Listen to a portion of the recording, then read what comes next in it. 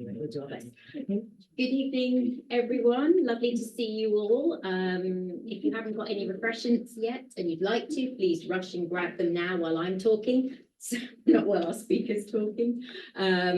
Delighted to welcome you here to our first Centre of Islamic Studies talk this academic term. We've got an excellent programme going forward, and we're delighted to sort of kick it off with a talk that thinks about Muslims in Europe in a very historical kind of framework, rather than in contemporary terms, as many of our research and outreach associates do. So a bit of a crossover with the interests of the department, which is always our aim. Our speaker today is Elizabeth Drayson, whom I've known for many years. She's an emeritus fellow in Spanish at Murray Edwards College at this university.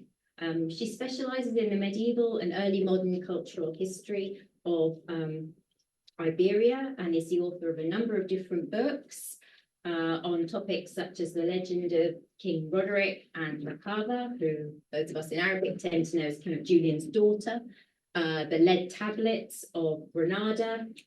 She's also written a book called The Moor's Last Stand, How 7 Centuries of Muslim Rule in Spain Came to an End. And that was the Times and Sunday Times Best History Books of 2017 list. So it was on that list. Her latest book, Lost Paradise, The Story of Granada, was published by Head of Zeus in 2021. I'd also like to say that Elizabeth is an accomplished artist, and I think we're going to be treated to some of her own work in the slides. She's exhibited at Murray Edwards, and I was lucky enough to go and see that exhibit of historical personages from Spain and al-Andalus, and more recently she's exhibited at the Zari Gallery in London. So a person with many strings to her bow, and we're delighted to welcome you here to give us a talk entitled, as you can see, Traitor, Hero, Man of Destiny, Sultan Muhammad XI and the Fall of the Islamic Empire in the West. Thank you very much. Well, thank you very much, Maria. It's really, thank you for inviting me. It's really good to be here. I'm really delighted. And hello, everyone here and online. So let's begin then. In the momentous year of 1492, 3 events took place that had far-reaching repercussions on Spanish, European, and also world history. One major watershed happened in August 1492, when Christopher Columbus set sail from Palos de la Frontera in southern Spain on his first voyage of discovery of the Americas. A second had taken place earlier in the year, in April, when an edict had been issued known as the Alhambra Decree, ordering the expulsion of all unconverted Jews from the kingdoms of Spain by the end of July, never to return. But the first significant event of the year occurred on January the 2nd in the city of Granada. I'd like to set the scene with a reading from the opening chapter of my book, The Moor's Last Stand. A king sits motionless astride his jet-black horse and waits. His black velvet robes flutter slightly in the cold breeze of an early January day, and his horse paws the muddy ground impatiently. The man's bearded face betrays profound grief, though his bearing is dignified, and his sorrow is echoed in the faces of the handful of retainers watching on foot behind him. Another king and his queen are mounted face to face with him, their lavish clothes embroidered in red and gold, their richly caparisoned horses and vast host of attendants striking a sharp contrast with his modest, sober attire and retinue.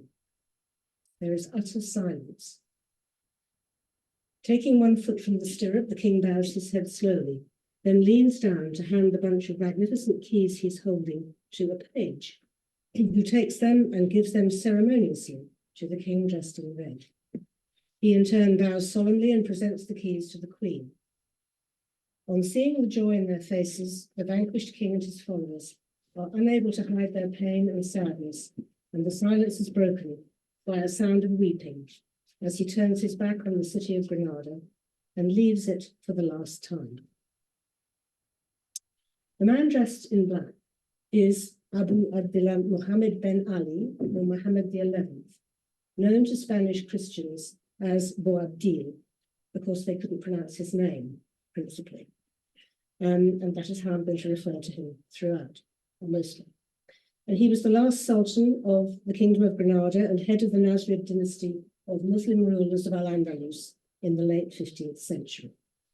And I can show you here two portraits. Yeah. I'd like to. What's happening? And as they say. Thank you. Okay, so two portraits. So the one on the left then is an anonymous portrait from the 15th century, so contemporary with Boabdil's life. And the one on the right is a quite different sort of image of the Sultan, and one of my portraits of him. So in 1482, he became the 23rd Muslim emir of the province and city of Granada, and he would be the last.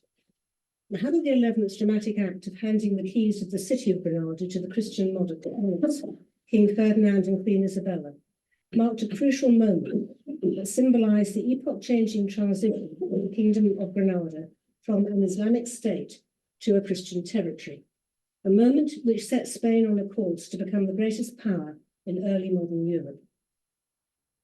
Muhammad XI has been deprecated in the past as a cowardly traitor and as a tragic victim, a man largely ignored by history. And I'd like to persuade you that he was in fact anything but a betrayer and coward, and that on the basis of contemporary sources, we might view him in a quite different light. I wrote The Moor's Last Stand to tell the story of the fall of the Islamic Empire in the West for the first time from the point of view of its last sultan. So little has been written about a man who began as an inexperienced youth and rose to become a powerful ruler at a crossroads in Spanish history. He was the fascinating paradoxical figure at the heart of a major regime change, whose ambiguous actions and motives have turned his life into legend. So I'm going to tell you the story in three parts. The first one being the historical background to the life story, the life and times of Boabdil. The second part is that life story, the outline of his life. And in the third, I'm going to explore how his legend grew and what his personal history means to us now, and try and answer the question I posed in the title of this talk. To understand this encounter between the Christians and Muslims of medieval Spain and make sense of Boabdil's life, we need to go back in time as far as the 8th century to discover how Islam began in Spain and how it managed to survive there when it seemed to be condemned to obliteration by the rising power of a Christian reconquest, whose roots lay in the Muslim invasion of Visigothic Hispania, the Roman name for Spain. Boabdil's fateful role as the monarch who lost the last Islamic emirate in the Iberian Peninsula has a striking parallel with the situation of Roderick, last king of the Spanish Visigoths, who ruled for just 2 years and lost his own Christian kingdom to Islamic invaders when his troops were defeated by a Moorish army in July 711. So the reigns of Roderick and Boabdil mark the beginning and the end of Islamic rule in Spain. And like Boabdil, Roderick's life became part of fiction and myth. He was the king on whose watch the Iberian Peninsula was conquered by Arab and Berber tribes from North Africa.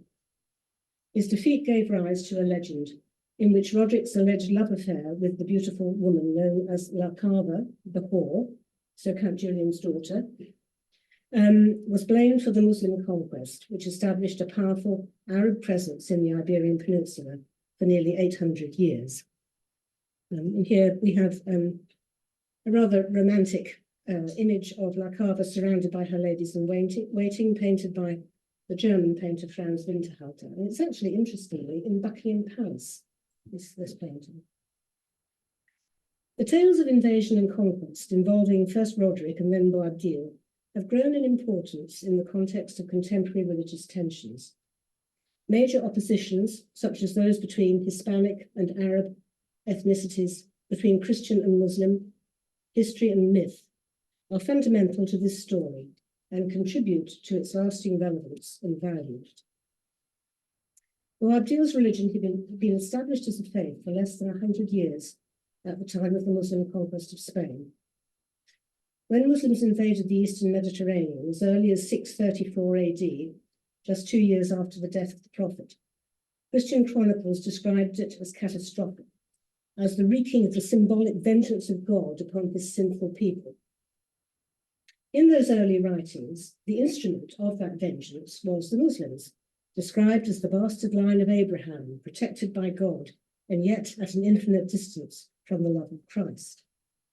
So when King Roderick came to the throne of Spain in the year 710, Christian prejudice against Islam was already firmly established. Invasion and conquest became a familiar pattern in the long battle for the land of Spain and its inhabitants, and religion was the main criterion of allegiance. The Muslims wasted no time in conquering all the Iberian Peninsula except the northern kingdom of Asturias, reaching beyond the snowy northern Pyrenees as far as what is now southern France in pursuit of jihad or holy war. They were defeated in 732 by Charlemagne's grandson Charles Martel at Poitiers, after which their expansion north fizzled out in a few skirmishes and raiding parties. And this slide really just shows the extent of Muslim territory in the peninsula in the year 756. So you can see right up to the red line and the Kingdom of Asturias in the north. But very wisely, probably on their part, most Muslims soon settled in the area of the south of Spain, known as al-Andalus, now modern-day Andalusia. And in that year of 756, a dramatic event took place that sparked nearly 2 centuries of brilliant cultural and social development, which really left the rest of Europe far behind. A member of the long-standing Umayyad dynasty in Damascus, Abdallah Rahman, fled to Spain to escape the massacre of his family by the rival Abbasid dynasty and proclaimed himself emir with his capital at Cordoba. The exiled emir encouraged a firm Islamic orientation in every facet of life. Schools were built, the construction of this building, the Great Mosque, was begun, and literature flourished, and a famous law school was established. Yet the glory of the Umayyad dynasty in Spain was short-lived, and the Caliphate of Cordoba, established in 929 AD by Sultan Abdallah Muhammad XI, collapsed in the year 1031. So this slide shows in brief what happened next. After that, al-Andalus fragmented into 20 minor states known as Taifa kingdoms. While these smaller kingdoms weakened themselves with internal squabbles and conflicts, 2 powerful enemies were gathering on their frontiers.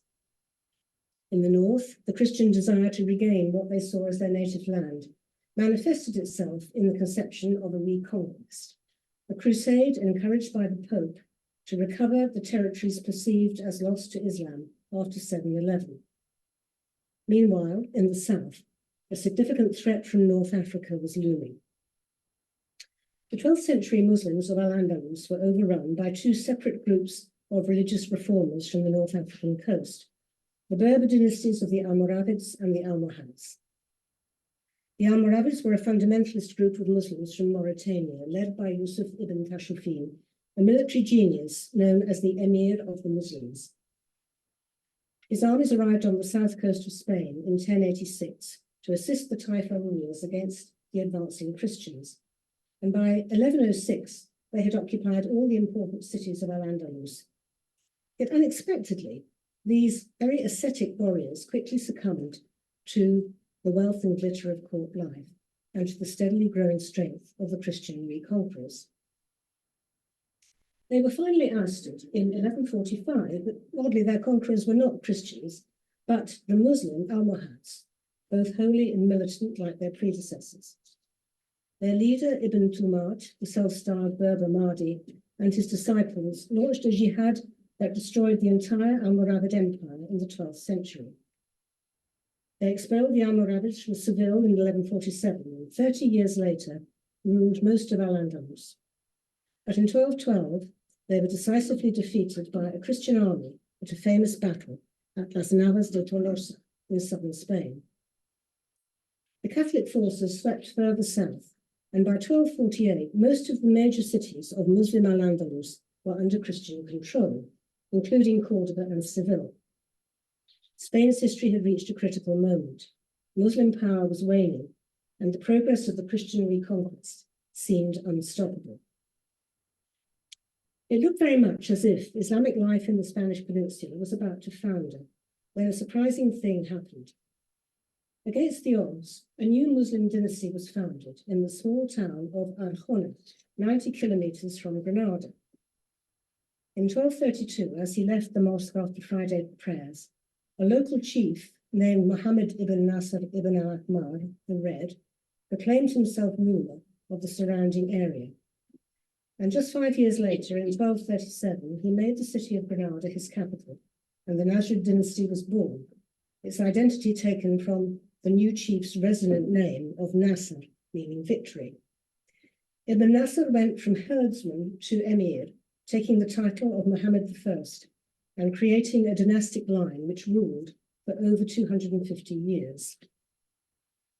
And here we have again two versions of Muhammad I. On the left, his statue in his hometown of Arjona, and on the right, my version of the image of Muhammad I, which I hope reflects his humble beginnings and his aspirations and achievements in making Granada his capital city.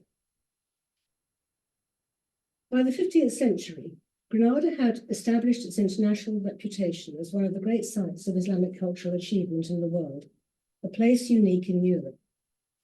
Isolated from the rest of the peninsula by its mountain frontiers and governed by a Muslim dynasty whose rule had never extended beyond those confines, Granada had become more oriental than ever. This Arabic-speaking emirate on the edge of Europe mirrored the customs of the Nasrid dynasty of North Africa, with which it had strong ties, and it also harked back to its Umayyad origins in Damascus. However, the living side by side of three religious communities, known in Spanish as convivencia, which had been such an important feature of Islamic Spain in earlier centuries, was completely absent from the Emirate of Granada. Society was bonded not by a tribe, but by a single religion, Islam, by a single universal language, Arabic, and by a sense of the deep differences between the Granadan people and the other beyond its frontier, a people who spoke the Romance language, Castilian, and who also had a single religion, which was Christianity. So this is the context in which we can now meet Boabdil and learn about his life story.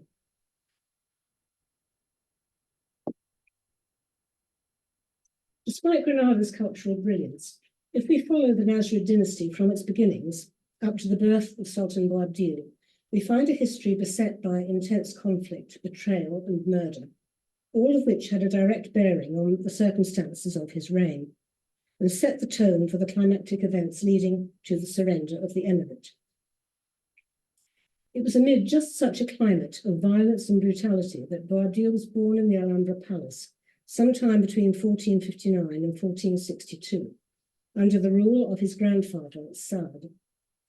He entered a world in which his future would be affected by factors prevailing in the history of his kingdom from the outset. For a start, there was the controversial issue of Muslim vassalage to the ever more dominant Christians.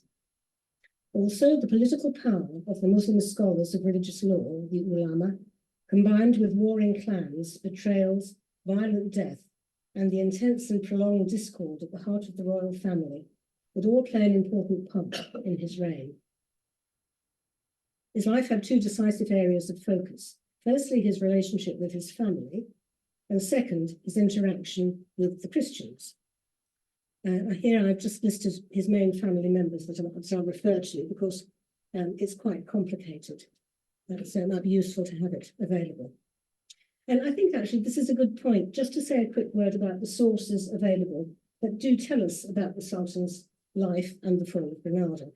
And these are nearly all chronicles written by Christian or converso historians, conversos being Jews who'd converted to Catholicism. And they're written in Spanish in the 15th century or a little later. and include many eyewitness reports and letters written by the Sultan himself. There's only one existing contemporary source in Arabic, an anonymous chronicle about the last days of Muslim Granada, known as the Muqaddat, and it's often highly critical of the Nasrid sultans, while in contrast, the Christian sources are frequently respectful to and even admiring of their Muslim counterparts, particularly of Boabdil. But no sources tell us the details of the last Sultan of Granada's early life, but we do know from later historical accounts that he grew up surrounded by the beauty and protection of the great fortress of the Alhambra. He had an Islamic education at the madrasa inside the Alhambra city and learned the skills of hunting and fighting, as well as becoming a superb horseman. But what might have been an idyllic childhood was overshadowed by the climate of fear and danger inside the citadel. One night in 1464, Boabdil's grandfather, Saad, was overthrown by his own son, Abu Hassan, Boabdil's father, who had a warlike, cruel nature and a weakness for sensual indulgence. He adopted a persistently militant attitude toward the Christian kingdoms, always favouring fighting over diplomacy, and I guess in this regard he was following much the similar pattern to previous sultans of the Nasrid dynasty. He was known to the Christians as Moulay Assem, and his unshakable defiance of the enemy is clear. He's reputed to have refused to pay annual tribute money to the Castilian Queen Isabella. Of course, he claimed the places in Granada where coins were minted were forging lance heads to make war. But it was his lustful nature that had far-reaching consequences for his family, for Boabdil in particular, and for his kingdom. Abu Hassan's legitimate wife, Aisha, was a powerful Nasrid princess, said to have been descended in a direct line from the Prophet. She was the widow of Sultan Muhammad X, who'd been executed by Abu Hassan on the orders of his father Saad, so she had married the murderer of her first husband. Anyway, Abu Hassan and Aisha were two very strong personalities, and while they shared personal interests, things went well between them. But inevitably, harmony turned into hatred when another woman came into Abu Hassan's life. Enchanted by the beauty of a young Christian captive, Isabel de Solis, known as Zoraya, he took her as his wife and never had anything further to do with Aisha. And Abu Hassan and Zoraya's two young sons, Saad and Nasser, posed a severe threat to Boabdil's accession to the Nasrid throne. But his mother had an important card up her sleeve. Her status as a Nasrid princess meant she was in a privileged position by virtue of her kinship, through which women of royal blood could transmit rights to the throne, rights which she exercised as mother of the next legitimate Nasrid sultan. She was determined that her eldest son should inherit the throne, and her power and dominant character made her a protagonist in many crucial negotiations. So in this complex web of family relationships between Abu Hassan, Aisha, Zoraya, and Boabdil, another family member, Abu Hassan's warlike, ambitious brother, Muhammad el-Sagal, also played a significant part in their dynastic destiny. In 1482, amid these family crises, Boabdil married Muraima, the daughter of the governor of a nearby town, and soon they had a daughter, Aisha, followed by two sons, Ahmed and Yusuf, and that will become significant. The future sultan, now a husband and father, lived with his new family, as well as his brother, sister, and mother, in the close-knit community of the Alhambra, in the Court of the Lions, under the shadow of his father's licentious lifestyle and increasingly severe rule. At 22 years old, Boabdil was caught between love for and loyalty to his mother, siblings, and his own wife and children, and fear of his father and uncle, between his fondness for learning and fine verse, and a growing ambition to reign, which obliged him to act as a military leader. By July 1482, things had reached a tipping point, and a new drama was set to be played out on the political stage of Granada. In mortal danger because of their father's impetuous temper and the ill feeling between their mother and Zoraya, Boabdil and his brother Yusuf who fled the Alhambra sometime early in 1482. This is an old photograph of the patio window through which they are supposed to have escaped by knotting sheets together and scaling the walls. Safe in the town of Guadix, some 50 kilometers away, they rallied their supporters, who conceived a daring plot to oust the reigning sultan and replace him with his son.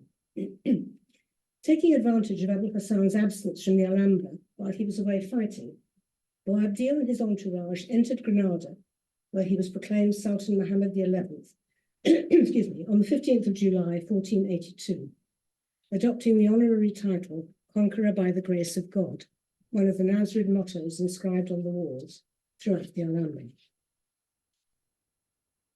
The major concern of his life up to this time had been the inner discord in Granada and in his own family.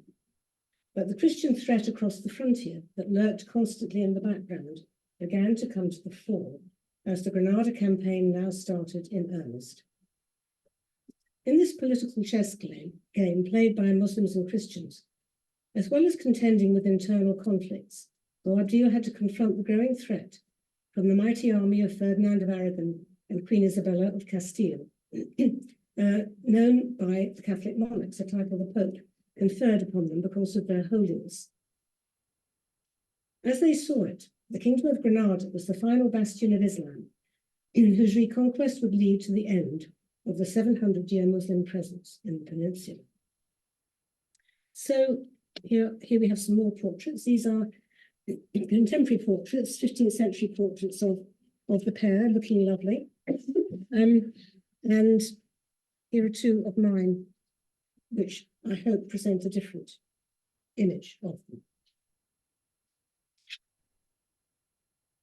So the first crucial moment then in the young Sultan's fight to defend his kingdom against the Christians came in 1483.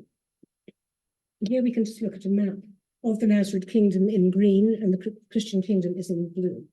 So Boabdil took a large army of men deep into Christian territory to raid the town of Lucena, so marked in yellow in the blue, and destroy its wheat fields and vines in retaliation for Ferdinand's destruction of crops in the fertile plain surrounding Granada.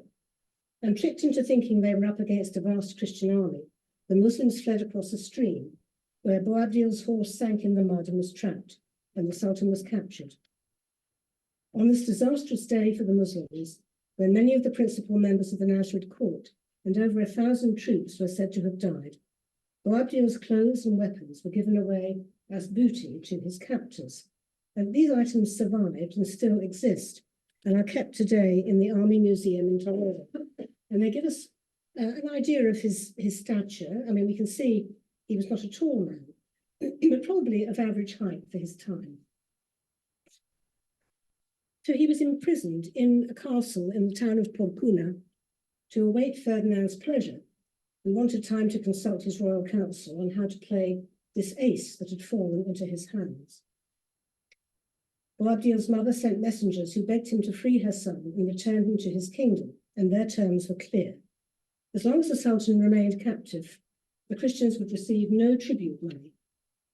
If Ferdinand released him, Boabdil would become the vassal of the Christian king, vassal understood in the way the Christians understood it, but provided a truce was agreed between them. By way of security, the messengers promised to hand over one of the emir's sons, Ahmed, as hostage. The Sultan's fate was hotly debated by the royal councillors, and in the end, Queen Isabella made the final decision to release Boabdil, but under severe conditions, which did include taking his tiny son Ahmed as hostage. The Sultan would become the vassal of the Catholic kings, obey their orders, and come whenever they called him. Despite the superficially friendly relations that existed between the Sultan and his nemesis Ferdinand, it's obvious that the latter had every intention of using Boabdil to worsen the internal divisions among the Nasrids. In a letter to his sister Juana, who was the Queen of Naples, in August 1483, just a few days after these events, Ferdinand told her it had been decided to release Boabdil because his objective was, I quote, to create such division in the Nasrid kingdom of Granada that it would bring about its complete and utter ruin. So the Sultan found himself between a rock and a hard place. He was forced to comply with the wishes of the Catholic monarchs who had taken his son, but in doing so he aroused the hostility of the Granadan people, who saw him as a betrayer. And as if that wasn't bad enough, at the same time, his ambitious uncle El Zagal threatened to overthrow him and had already ordered the brutal murder of his younger brother Yusuf in Almeria. So over the next 5 years, Christians' yearly campaigns of attack pushed the Granadans to breaking point, leaving them isolated in a city desperately fighting for survival. From 1490 to 91, Boabdil played a dangerous game of procrastination. He refused to be the tool of Castilian political policy any longer and became a resourceful rebel, unwilling to relinquish power in a bitter struggle to the end. Early in 1490, the Sultan received a message from Ferdinand and Isabella, which horrified him. We can deduce that it was along the lines that the Muslims must surrender their arms and the city of Granada at once, which broke the truce signed with the Christians.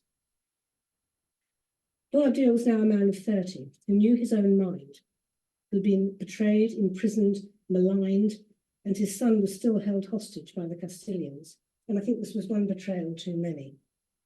He sent his messengers to negotiate, and they returned, only to confirm that the Christians had no intention of keeping their word. The news got out and the city was in uproar, and the stage was set once again for war. But Boabdil was in no mood to hand over his kingdom. Granada was still formidable because of its position and its defences, as we can see in this rather splendid photograph. It's shielded to the east by the great mountain range of the Sierra Nevada and encircled by massive walls and towers facing the Vega. The Sultan abandoned the dangerous diplomatic game he'd been playing for years and began to rebuild his kingdom with modest victories, perhaps hoping to open communication with the outside world. But by 1491, the writing was on the wall. Granada lived in fear and hardship, while frantic secret negotiations went on behind the scenes.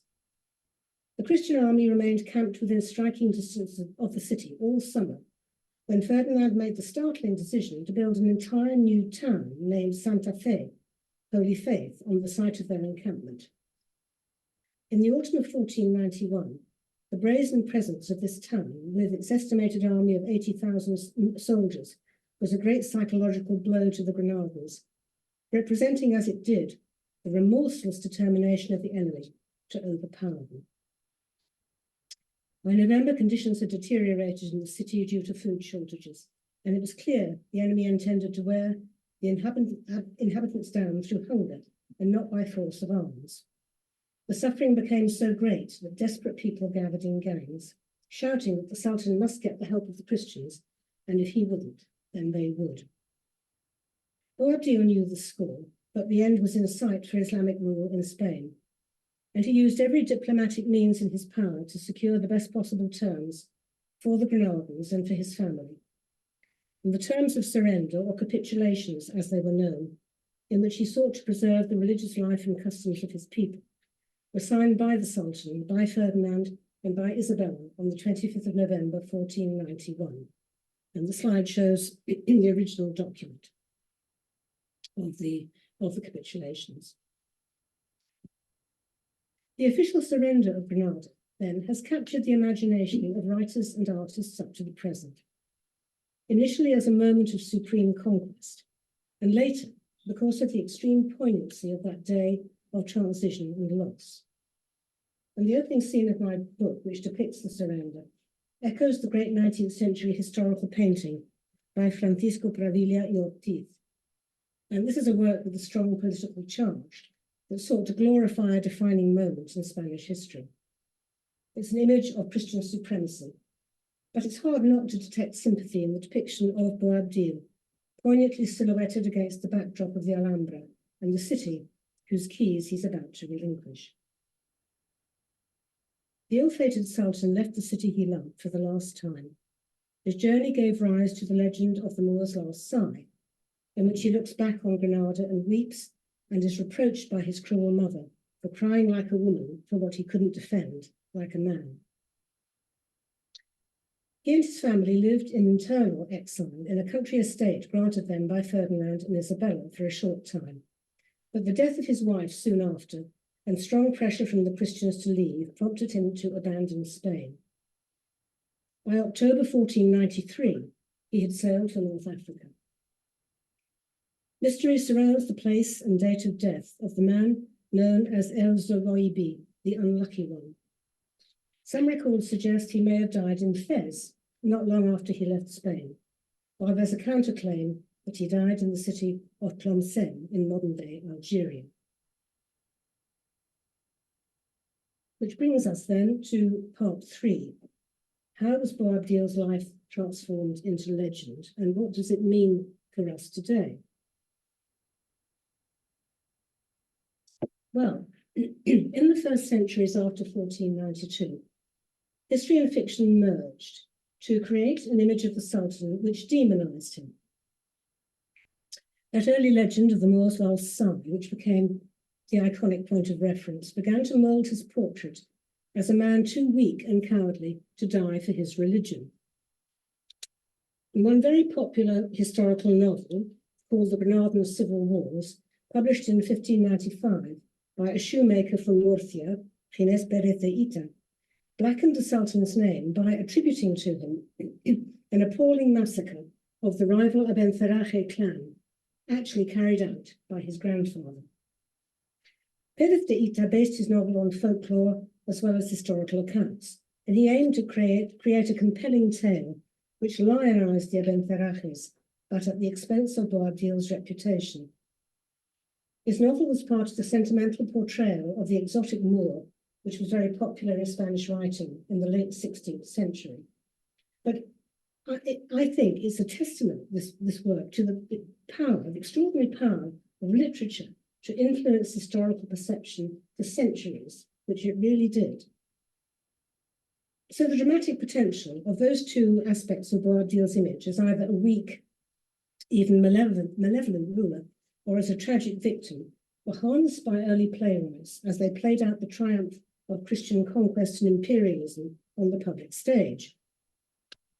So the famous Spanish playwright, Lope de Vega, wrote a drama about the discovery of the New World, and in it, Boabdil's a minor character dwarfed by the protagonism of Ferdinand and Isabella and Columbus himself.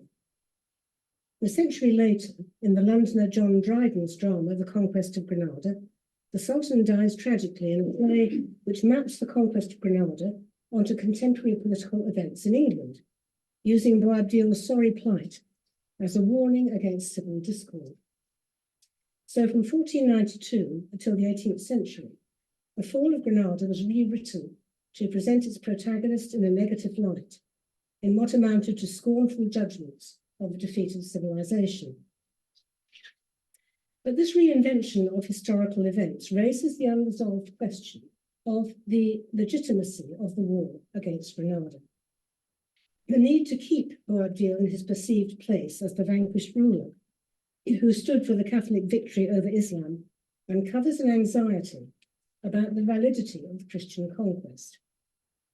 It was an anxiety all too easily understandable in the climate of extreme religious and racial tension that gripped Spain from 1492 till 1609, during which time not only did Granada fall, and all Jews were expelled from the peninsula, but the majority of converted Muslims, known as Moriscos, were also banished from the country. In the 300 years after Boabdil's surrender, fiction writers and dramatists, major and minor, returned to the scene of the crime to retell the tale of victory, while tacitly querying its meaning.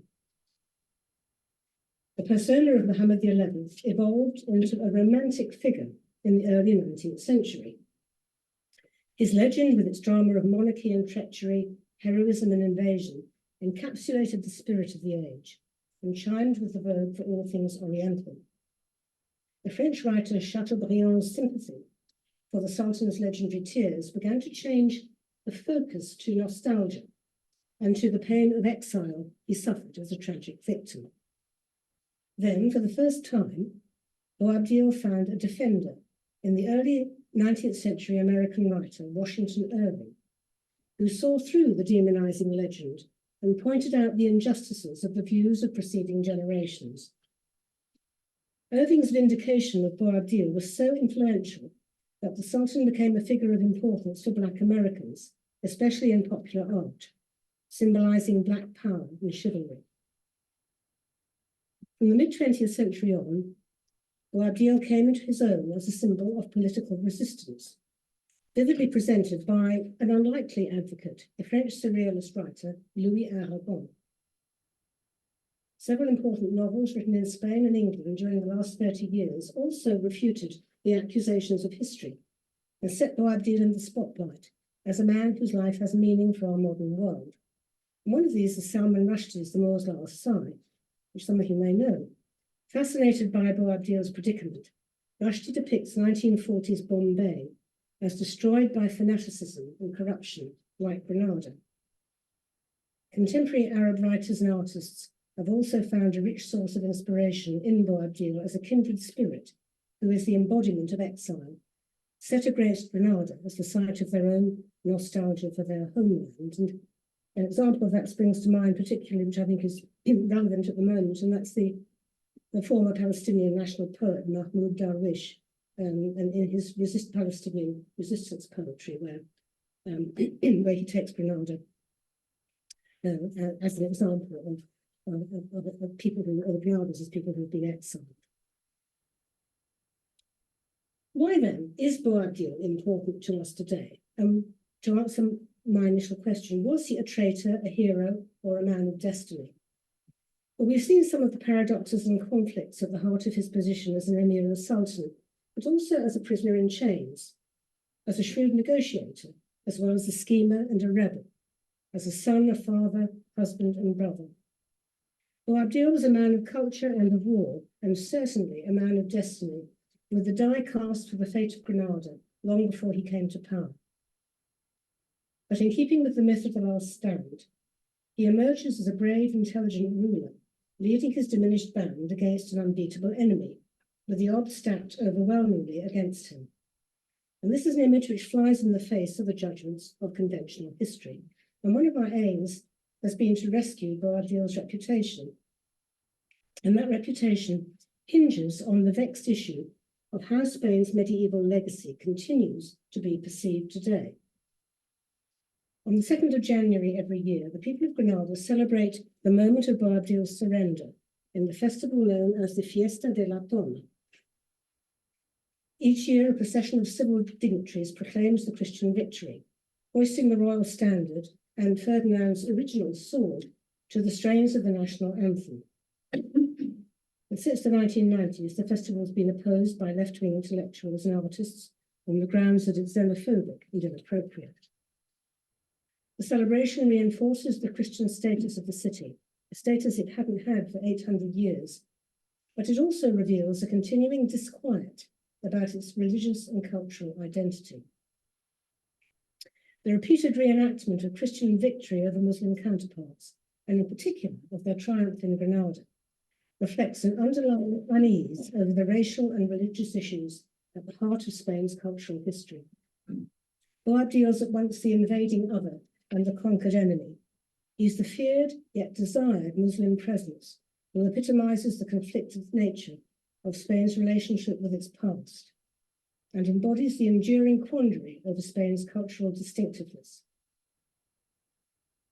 He's the scapegoat who takes the full brunt of the historical act of revenge of the Christian reconquest, and whose reputation is sacrificed to atone for the inner corruption of the Western Muslim state on the one hand, and to represent the Christian conquest of Islam in Spain on the other.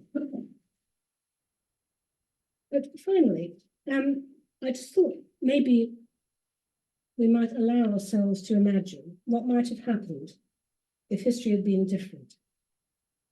If we imagined Granada growing in strength and political might, perhaps Isabella and Ferdinand would have relinquished their desire to create a country unified by one religion, one race, and a single political system. They may have decided to concentrate their efforts on expanding their territories north of Granada and outside Spain. Then what about the Ottomans? In the east, the Ottomans were broadly supportive of a strong Granadan emirate, yet their Western European ambitions were finally thwarted at the gates of Vienna in 1683. Occupied with multi-continental religious wars, their focus barely turned westwards again, so chances of a fruitful alliance with Granada are perhaps unlikely. On the other hand, Ottoman power was feared by Christian Spain, as were the Mamluk Turks, with whom Ferdinand made a temporary alliance against the Ottomans from 1488 to 91. We might also envisage a different scenario, where the Emirate of Granada had become an Ottoman client state to form part of a vast Islamic empire that might have changed the face of Western Europe.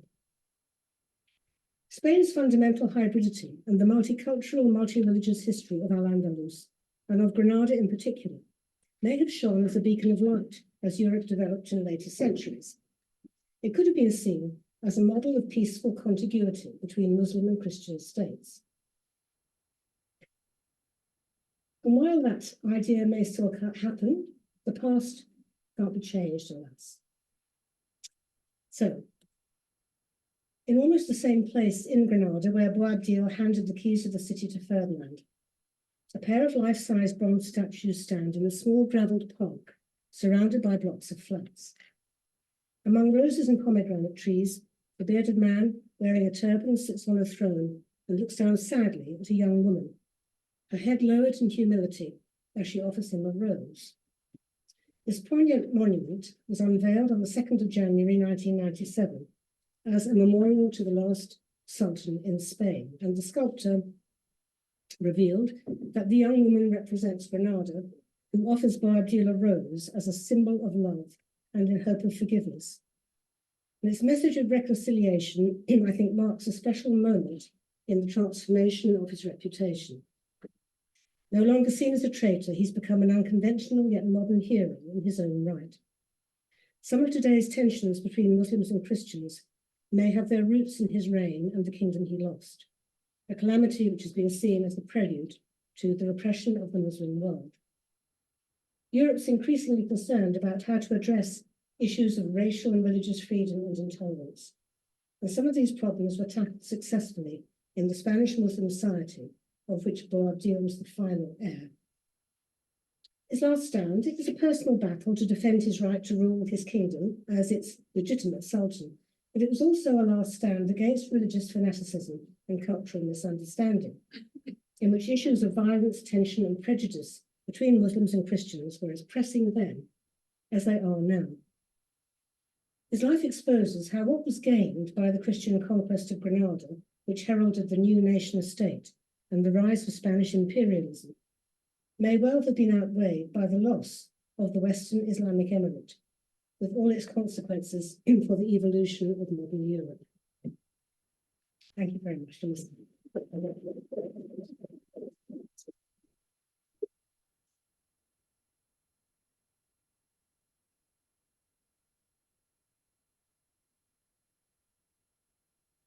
Thank you so much. Sorry, I'm just coming nudging up next to you for the benefit of the camera. Yeah, thank you so much. That was a really instructive talk leading us through the history of al-Andalus and culminating with Boabdil, who I think is a much maligned figure, and it's wonderful that you're working to bring us this more nuanced view of this historical character. I'm going to open the floor now to questions from our audience. So would anyone like to get the ball rolling? We'll be stunned into silence. Andrew. Thank you. That was very interesting. I appreciated that the evidence before him is mostly in Spanish, which is intriguing. Do you think there are parallels with other defeated leaders in medieval chronicles, but it's the victors who remember the last former ruler? I'm thinking in Arabic of Heraclius and Yazdegerd III, who are prominent, rather ambiguous figures in the Arabic tradition. Yes. And Heraclius sort of bids a kind of mournful farewell to Syria in a rather similar way to your Andalusian king. So is there a pattern to what happens to defeated rulers in medieval memory? I think that's a very interesting question, actually. I mean, I'm sure if I thought back and found some defeated Christian rulers, those the same things might apply.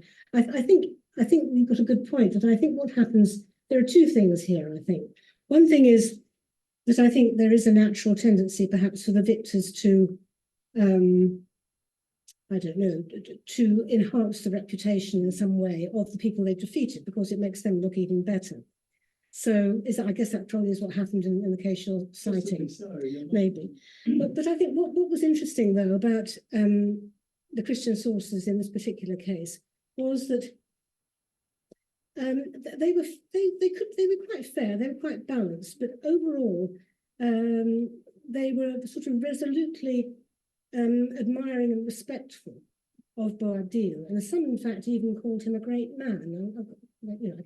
I could probably find you a list of several quotations there. So I think that while we can say, well, yes, that was an inevitable thing that happened, what happens when the victors are describing their triumph, I think also what comes over is there's a kind of genuine respect for him, because so many of the sources picked up different aspects of his personality, and they describe him as being much loved and feared by the Christians too. So, yeah.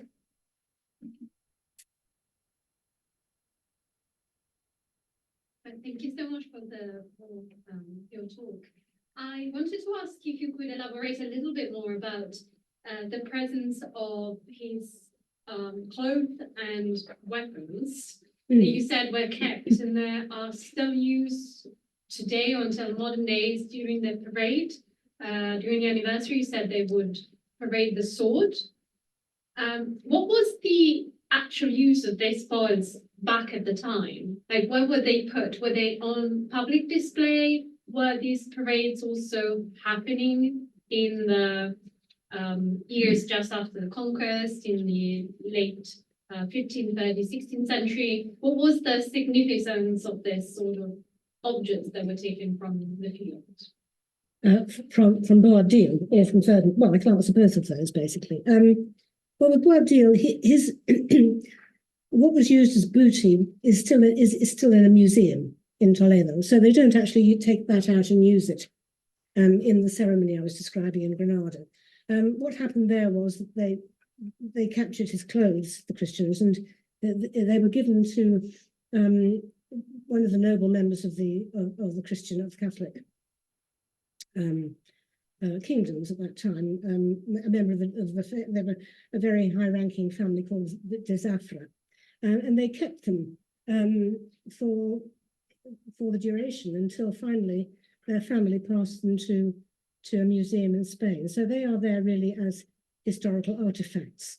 In the case of King Ferdinand's sword, which is used in the Fiesta de la Toma in Granada, I mean, that was because Ferdinand and Isabella were buried in Granada. It was their wish in their wills that they should be buried in Granada, which I always think is rather ironic in a way, because obviously it was the place they conquered, so you can see perhaps why they chose it. But at the same time, it kind of aligns them, forever with a great Muslim city, and they're actually believed to have been buried in Muslim dress as well.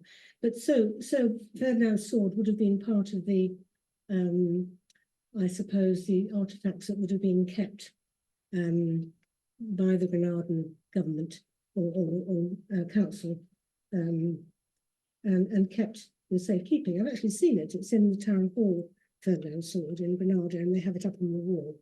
So it does, in that case, it does have a kind of symbolic meaning, obviously, of their victory. That's why it's taken out every year. I don't know if that answers your question, but yeah, thanks for asking. Question. Thank you very much.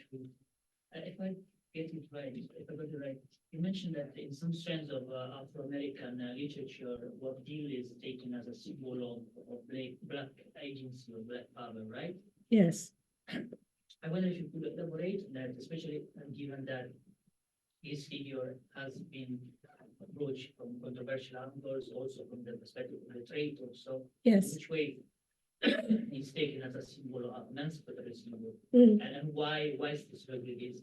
Of course, it was a Moor, so to speak, but it wasn't necessarily a black person. So, what are the connections there? Okay, so to answer the first part of that, the people in the southern states of the USA, well, the black people of the southern states of the USA, had regular, they still do have, I think, pageants in the 20th century. I believe they continue now. So these were kind of folk pageants. And that is really where Boabdil appears. He's a kind of a figure on a float who is dressed up every year in Islamic costume, and he's paraded around the streets as a kind of folk hero. And there are ballads that they sing that are attached to that sort of pageant tradition that every year. And what was the other part of the question you asked me? I've forgotten that. There are two parts. Since it's kind of a symbol of the fall, why is taken as a symbol of power, and the other one is what is the connection of the blackness there? Because it's not necessarily like it's not Mansa Musa or a famous Muslim black ruler, but it's still an Arab North Africa. Yeah, great. Yes, thank you for clarifying. Yes, so well, I think he's taken. It's a good point actually. It was when Washington Irving in the 19th century. Sort of, in his terms, rescued Boabdil's reputation from the demonizing legend that I was talking about. I think that knowledge was quite widespread in certain areas of American culture. And so they latched on to someone there, particularly who they felt had been unjustly repressed and whose image had been maligned. I think quite a lot of Black Americans feel quite close links to North Africa and to Muslim culture, because I think they believe that a certain number of people from North Africa, some of whom were exiles from Nasrid, Granada, went to the United States. And that's where the interest comes from. I don't know if I'm answering that very well, but anyway, that's basically the situation. But it's quite an interesting topic, actually. I mean, you know, if to delve into, which I haven't looked at in any great depth, but I know that those are the bare bones of why they're interested in Boabdil and admire him. Hi, yes, thank you. Hello. So it always strikes me when I'm in towns in Spain that the parades or the fiestas are about the Reconquista and not about the much larger Spanish Empire in the Americas. And I was wondering if you could talk about the relationship, if there's a relationship between the memory of Boabdil and how that evolves and the emergence and downfall of the Spanish Empire in America. And if there's any sense of soul searching, of trying to understand the new Spanish power, let's say, in the Americas and the Reconquista. Yes, sorry, what do you mean by the fall of Spanish Empire in America? Well, maybe it's the slow decline later, because the novels you mentioned, or the literature around Boabdil goes on for centuries. Yes. Right, it's not just immediately after, all the way until sort of the 19th century, the Spanish Empire seizes. Sorry, I'm not quite understanding what you're asking me. So are you talking about the Spanish Empire from the American perspective? Or are you talking about the opposite? So how the Spaniards saw the American Empire and also the Reconquista, if there's any relationship between them. I see. Did they see it as as a conquest? Is that what you're saying, in a similar way? In a similar way? Yeah, yeah. Well, I think one led to the other, certainly, and so that they did. Yes, I mean, I think there are connections, undoubtedly, that when Ferdinand and Isabella conquered Granada, and Columbus discovered, parts of what is now America, they felt, I suppose, encouraged and confident enough to undertake the conquest of those areas. Of course, they'd been doing it already. They'd established a political system. They'd subjugated people of a different religion.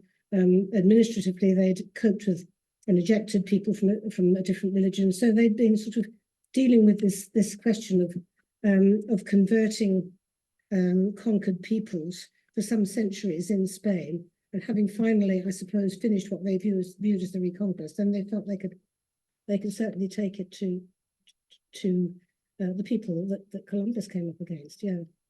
I don't know if that's answering your question, Barry. Yes, so then the sense of sort of nostalgia or using Boabdil as a scapegoat, so sort of the feelings around having conquered, that's much later, you think? Well, certainly by the 16th century, that becomes quite an issue, doesn't it? Where a lot of, not a lot, but quite a few Spanish religious figures and politicians start to decry what has been going on behalf of Spain in the Americas, and believe that the people are being repressed there. So I think probably it started around that time. Yeah. Thank you. Any other questions? Yes. Firstly, thank you for the insightful sort of secondly, you mentioned Boabdil's mother on a few occasions in terms of her negotiation, etc. How influential was her role in Boabdil and the outcome of certain scenarios? So was she quite influential in that, in terms of his kind of thinking, in terms of warfare, political negotiations? How influential was the mother? Because the father figure was removed. So I was thinking of kind of getting into how influential the mother was in those circumstances. How influential was she upon her son? Upon his son. Yeah. Well, certainly, I think she was the impetus behind him fighting to overthrow his father, and become Sultan. She certainly advised him. I mean, she was one of the chief negotiators when he was captured for the first time by Ferdinand and Isabella, and they had this big meeting of the council to decide what to do with him, and messengers were sent. She was the one who stated what the terms would be, and laid down actually a certain amount of money that she was prepared to pay for the release of Boabdil. She was prepared to pay something like 12,000 gold doubloons a year to Ferdinand if he released her son. So in those negotiations, she was very important. However, there are records of interesting encounters between Boabdil and his mother, which are recounted by the converso historian Hernando de Baeza, who lived at the Nasrid court, and he knew Boabdil very well. And he records arguments between them, and his mother trying to assert herself over Boabdil, and he gently but lovingly says, "No, mother, I'm going to go and do my own thing. I'm going to go out and fight today, regardless of what you think, and don't worry about me." And so there seem to be a number of these exchanges. So I think as he became older and wiser, and it wasn't just the royal youth he was effectively when he came to the Nasrid throne. I think he perhaps was less influenced by her, but she was certainly a powerful negotiator on his behalf on a number of occasions. Perhaps I could follow up on that, because one thing that's come up in a number of different questions. I mean, he's obviously a very kind of protean figure who kind of adapts and changes in the eyes of different groups of people depending on their own interests. So he's sort of he's not exactly a great man of history. I mean, he's a bit more infamous perhaps than famous in some eras, but as you yourself say, a lot of these things are bigger processes which are taking place to do with the economy of the Iberian Peninsula, society, political shifts. There's a huge amount going on that's completely out of all these rulers' control. And I just wonder to what extent in the sources you're using and the literary artifacts that we are actually dealing with tropes even quite early on, and that it is actually quite difficult to know whether, for instance, he really had arguments with his mother. I mean, there's a trope there about his relationship with his mother. It's very similar to the relationship that Abdallah, last ruler of Granada in a different era, under the Zirids, was also said to be very close to his mother, and she was very influential and directed him a lot politically. So there's almost a complete transposition of how that earlier Abdallah is viewed and how the later Abdallah in the later case is viewed. So I just wondered to what extent you think these are tropes as much as sort of real records of what happened at any given time. That's a good question, isn't it? Well, I suppose tropes come into being because they're a bit like myths in the sense that there is originally perhaps some basic element of truth or common, it's a common event, and that's why they become tropes. So, I'm sure it's not an uncommon thing for a powerful mother, particularly if she's a royal mother, to influence, or look at Queen Elizabeth and King Charles, for example, I suppose. But I think it's always difficult, isn't it, to distinguish what is a trope, and if it is a trope, does it matter? Because is it telling us something anyway that's really important? What leads me to think, well, yes, it might have been, but it was one that was used in different contexts by different historians of the sources. They may all have been deciding they were going to use this trope, of course, which is possible. But there's, you read something and sometimes it has a ring of truth about it. And hey, sometimes you've just got to take what we've got and go with the sources, haven't we? But yes, there's probably a sort of a mix of both, I suspect, yeah. Thank you. I see there's something in the chat. Is there a question online that we could perhaps address? Technology doing something. Lydia Ellis asks, what was the fate of Boabdil's relatives, such as the effect of capture on his young son? Was there any fear that his son or other relative might one day prove a formidable force and might return and carry out a coup? We're talking about the Ferdinand and Isabella. Was there a desire to imprison the family or kill them all? And if not, why not? Yeah, that's a cracking question, Lydia. Sorry, did you want to add something? Yeah, I want just to add a question linked to this. Was there any relationship between the family after his death, although there is contestation whether he died in Algeria or in Morocco, and the revolts of Al-Bukharas and Al-Baisin just some years after that? Did they try to contact him, bring him back, something like that? Okay. Well, I'll go with Lydia's question first, then. I've forgotten the detail of it now. Can you repeat it again for me? What happened to the family, What happened to the basically? family? Yes, sorry, thank you. And was there any threat that they might? Well, I think there always was a fear that there might be a new rebellion because, just before 1492, as I briefly mentioned, that Boabdil was gaining a lot of support and becoming stronger again. And I think that Ferdinand and Isabella were fearful. Also, I think they were fearful that he might have been able to harness the help of North Africa, which of course wasn't ever going to happen. But they didn't know that at the time.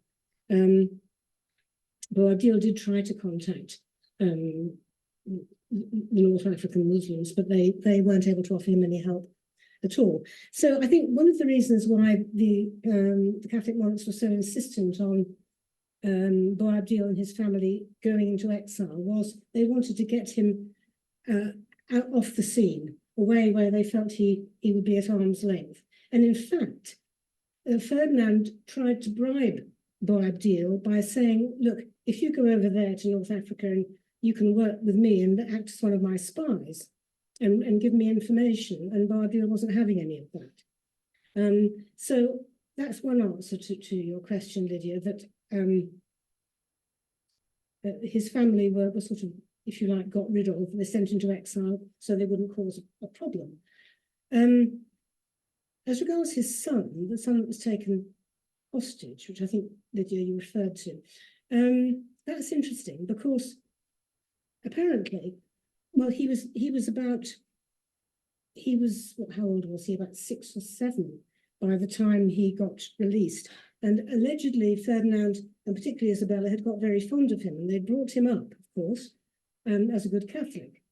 And so they were apparently devastated that he was going to go back into the arms of Muslim life and culture again. So I don't think there was ever any threat of killing all of Boabdil's family. I've never read anything along those lines at all, nor that his family tried to stage any kind of counter-attack. The thing is, we don't really know what happened after he got to North Africa. Where he's buried, there's a very interesting debate about where Boabdil is actually buried, but it's a lot of it's speculation, and we really don't know. Al-Makari, who's a late source, isn't he, Emir? Is he 17th century? Yes, Yes. 17th. 17th century. I mean, he has quite a lot of detail about relatives of Boabdil still living in Fez, but begging on the streets by the time he's writing. Now, whether he's again making it up, I don't know. But they're all rumours. So I hope that answers that question. The gentleman who asked me the other question, can you just repeat? Yes. So I'm just linking the two questions basically. So whether the family have any relationship whatsoever with the revolts in Al-Baisin and Oh, the Alpujarras. and Al-Bukhari. Yeah, yeah. Because it was just like some years after he actually left. Yeah, I don't think so, to be quite honest. I don't think so. I mean, I don't think they would have had any direct links, as far as I know. I mean, he may have been, in their minds, I'm sure. And there's a kind of inspiration, but I'd be very surprised if there were any direct connections. Although their country estate, when Ferdinand and Isabella gave them country estate, it was in the Alpujarras, but they were only there for a short time.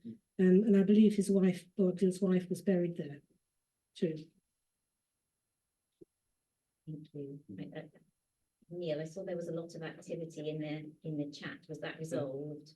The activity was that the person who asked the first question lost connection. Sorry, just been telling her via email. Thank you. Thank you. Good luck. Jeffrey, you had a question. Thank you very much. That was fascinating talk. Thank you. When you compare this transition or the fall of the dynasty in Granada to what was going on in other places in medieval Middle East, I was getting there were certain indicators that it was a somewhat softer transition institutionally. I'm thinking in particular what happened to state archives, because if you look at archives, say the Fatimid archives and even the Umayyad archives, they're completely ransacked, basically destroyed, and the new dynasty, the Umayyads and the Mamluks would come in and completely sort of start again. But we have, to this day, we have preserved in Granada substantial Arabic archives, which obviously the Catholic kings preserved. And I wonder how you interpret phenomena such as that in terms of how you feel this reflects what was really going on in reality in terms of this transition of power and this kind of overthrow of the Muslim dynasty. Yes, yes. And also what you just said about the burial of the kings in Granada in Arab clothes. Yeah. I mean, what does all this mean? Particularly compared to what can compare the possible overthrow of dynasties elsewhere in the medieval Middle East. Right. I think in terms of the manuscripts, the Arabic manuscripts, I mean, it is interesting, isn't it, that there were quite a few. I mean, not as many as there actually were in reality. I think a lot of them were secretly preserved. I mean, you may know that within a very short period of time after the surrender treaty was signed, which was going to enable the terms Boabdil wanted was to allow all Muslims who lived in the Kingdom of Granada and Jews to follow their own, carry on practicing their own religion and their way of life and culture and everything. And that was reneged upon within a very short space of time, within 5 years. And part of that also was connected with the involvement of the Inquisition in rooting out heretics. Of course, the Inquisition had been established about 20 years before, 1492, or nearly 20 years before. But the Cardinal Cisneros, who was one of the Inquisitor generals in the 1490s, after 1492, had a huge burning of Islamic books and manuscripts in one of the squares in Granada, in the Boabdil Square. And it's recorded that we have some quite interesting eyewitness accounts of that, and how the Muslims tried to save as many manuscripts as they possibly could from being burnt and hid them. Sometimes they took them and hid them in the rafters of their houses, or they moved out of the city into the country and kept them hidden somewhere in the houses they lived in there. And so I think a lot of things may have been kept that people weren't aware of. And obviously huge amounts were lost as well because they were burnt, and it was quite devastating. So that may account for some of the manuscripts that surfaced eventually. I mean, the famous Abbey of the Sacramonte in Granada has a big collection of Arabic manuscripts, some of which were found hidden in the city, not all of them. So that's. I was talking specifically about administrative archives rather than literary. I see. Yeah.